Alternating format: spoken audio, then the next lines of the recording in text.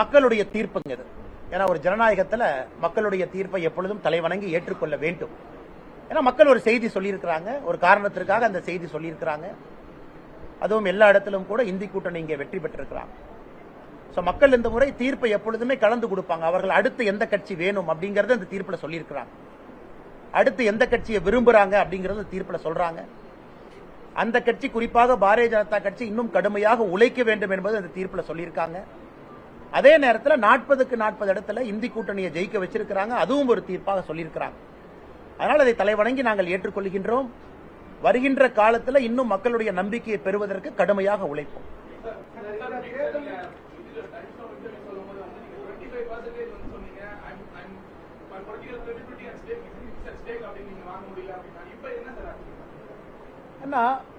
எங்களுடைய இலக்கு பாரதிய ஜனதா கட்சியை பொறுத்தவரை 20% கிட்டத்தட்ட வரணும். தேசிய ஜனநாயக கூட்டணி எல்லாம் சேரும் பொழுது 25% தாண்டணும். இது எங்களுக்காக நாங்கள் வைத்திருக்கக்கூடிய இலக்கு. கடுமையா வேலை செஞ்ச வேணாம். ஆனா தமிழகத்துலனா ஒரு விஷயத்தை நான் பெருமையா அங்க பதிவு செய்ய விரும்புறேங்கன்னா, நமக்கு இருக்கக்கூடிய அரசியல் வேறுபாடுகளை தாண்டி, உதாரணத்திற்கு கோயம்புத்தூர்ல ஒரு வேட்பாளராக நான் வாங்கியிருக்கக்கூடிய 4,50,000 வாக்குகளும் பணம் கொடுக்காமல் பெற்றிருக்கக்கூடிய வாக்குகள். ஆனா யாரும் கைத்தறாங்க.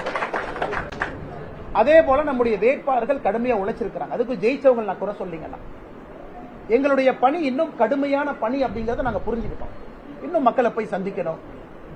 தமிழகத்திலே பண அரசியலை தாண்டி தேசியத்தை மலர வைக்க வேண்டும். ஷார்ட்கட் எடுக்காம இந்த கட்சியை வளர்த்தணும்னா இன்னும் கடுமையா உழைக்கணும். இன்னைக்கு 11% கொடுத்திருக்கிறாங்க. எங்களுடைய இலக்கே 20%. பெரிய இலக்கு வச்சுதான் நாங்க வேலை செஞ்சோம். போன டைம் இவ்வளவு வாங்கியிருக்கோம், இன்னும் 3% ஜாஸ்தி பண்ணலாம் அப்படிங்கிற இலக்கு கிடையாதுங்க. கம்பைண்டா பண்ணதே இன்னும் 8 மடங்கு அதிகப்படுத்துவோம், 9 மடங்கு அதிகப்படுத்துவோம் ஒரு பெரிய இலக்கு வச்சோம். அதே போல குறுக்கு வழி இல்லாம இப்ப நாங்கள் எடுத்திருக்கிறத சோர்வடையாம அதை 2026 நாங்க முன்னெடுக்கணும். இன்னொரு கட்சிகள் செய்யக்கூடிய தவறுகளை நாங்கள் செய்ய விரும்பல. அதனால் 2026 ஒரு நேர்மையான அரசியலை முன்னெடுக்க போறோம். அதற்கு இன்னும் கடுமையாக உழைக்க வேண்டும் என்கின்ற பாடத்தை நாங்கள் கற்றுக்கொண்டிருக்கின்றோம். அதே போல எங்களுடைய எல்லா வேட்பாளர்களும் கூட நீங்க பாருங்க, அர்பன் சென்டர்ல பாருங்க, ரூரல் ஏரியால பாருங்க, முதலா கட்சி வளர்ந்திருக்கு.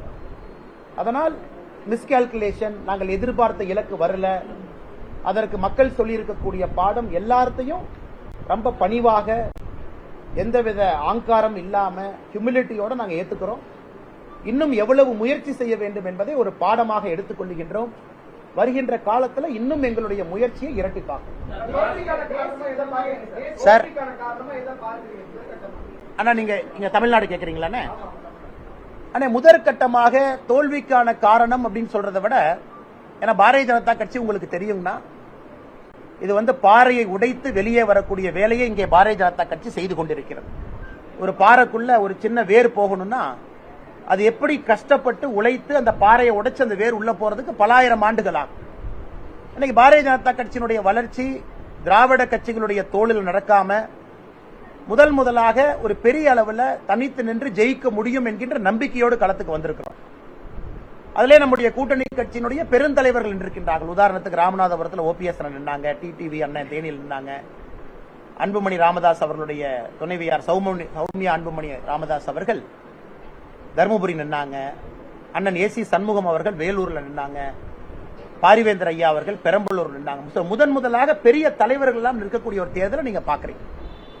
அதனால் எங்களை பொறுத்தவரை இது ஒரு கெயினா தான் நாங்க பாக்குறோங்கன்னா, இன்னும் கடுமையா உழைக்கணும், கனெக்ஷனை ஏற்படுத்தணும், மக்கள்கிட்ட அதிகமா இருக்கணும் அப்படிங்கிறது ஒரு கிடைத்திருக்கக்கூடிய பாடம். அதே நேரத்தில் நாங்கள் செல்லக்கூடிய பாதை சரியான பாதை என்பது இந்த தீர்ப்பில் தெரியுது. ரொம்ப தூரம் போகணும், ரொம்ப தூரம் ரீச் ஆகணுங்கன்னா அட்லீஸ்ட் நாங்கள் நடந்து கொண்டிருக்கக்கூடிய பாதை சரியான பாதைன்னு எங்களுக்கு மக்கள் சொல்லியிருக்காங்க. அதனால் தொடர்ந்து அந்த பாதையில பயணிப்போம்.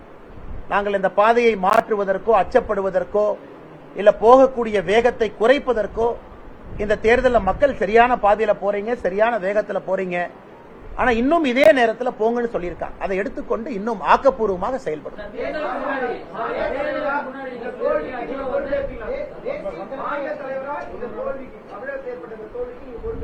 ஆனா இதை தோல்வி அப்படின்னு நாங்க பாக்கலீங்கன்னா, இதை தோல்வின்னு எப்படி நீங்க பாப்பீங்க? ஏன்னா உங்களுடைய எதிர்பார்ப்புகள் எங்களுடைய உழைப்பை பார்த்து பத்திரிகை நண்பர்கள் இந்த கேள்வியை பார்க்கும் பொழுதே உங்களுடைய எதிர்பார்ப்பும் அதிகமாயிருக்கு.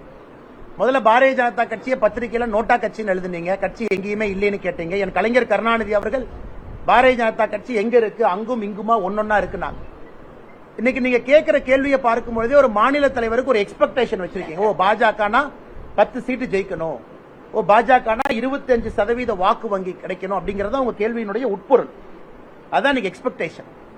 அதனால அந்த அளவுக்கு நாங்க எக்ஸ்பெக்டேஷன் உயர்த்தி இருக்கோம், இல்லை நாங்க சொல்லிங்கன்னா. அதனால் எங்களை பொறுத்தவரை வாக்கு வங்கி அதிகமாக இருப்பது ஒரு விதத்தில் வெற்றி. அதே நேரத்தில் உதாரணத்துக்கு கோயம்புத்தூர் எடுத்துங்க, மாநில தலைவராக போட்டியிட்டது. இதுவரை சரித்திரத்தில் வாங்காத ஓட்டு கோயம்புத்தூர்ல வாங்கியிருக்கு. கோயம்புத்தூர்ல அதிமுகவை பொறுத்தவரை டெபாசிட் ஜஸ்ட் வாங்கியிருக்காங்க. 16.6% டெபாசிட், 17% வாங்கி டெபாசிட் ரிட்டைன் பண்ணிருக்காங்க. கோயம்புத்தூர்ல 10க்கு 9 எம்எல்ஏ அதிமுக இருக்கிறாங்க. அதிமுகவினுடைய கோட்டை கோவைன்னு உங்களுக்கு தெரியும். இதையெல்லாம் நாங்கள் சாதனையா பார்க்கிறோம். இதெல்லாம் எங்களுடைய சாதனை. அதே நேரத்தில் ஏற்கனவே சொல்லது போல நேர்மையான ஒரு வழியில நடக்கணும்னு நினைக்கிறோம். அதற்கு ஷார்ட் டேர்ம்ல ரிசல்ட் இல்லைனா கூட எங்களை மாற்றிக்கொள்ளாமல் அந்த பாதையில பயணிக்கணும்னு நினைக்கிறோம். இதையெல்லாம் வெற்றியா தான் பார்க்கிறோம். வாங்கியிருக்கக்கூடிய வாக்குகள் ஒரு வெற்றி தான். 3 முனை போட்டி தமிழகத்தில் முதல் முறையாக பல இடத்துல நடத்தி இருப்பது வெற்றி தான். பெரிய கட்சிகளுடைய வாக்கு சதவீதத்தை கீழே கொண்டு வந்திருக்கோம், அது வெற்றி தான். அதனால் வருகின்ற காலத்தில் இன்னும் கடுமையாக உழைப்போம். பாதகம் செய்பவரை கண்டால் நாம் பயங்கொள்ளலாகாது பாப்பா, மோதி மிதித்து விடு பாப்பா, அவர் முகத்தில் உமிழ்ந்து விடு பாப்பா. அண்மை செய்திகளை உடனுக்குடன் தெரிந்து கொள்ள இணைந்திருங்கள் இயம்நாடு தொலைக்காட்சியுடன்.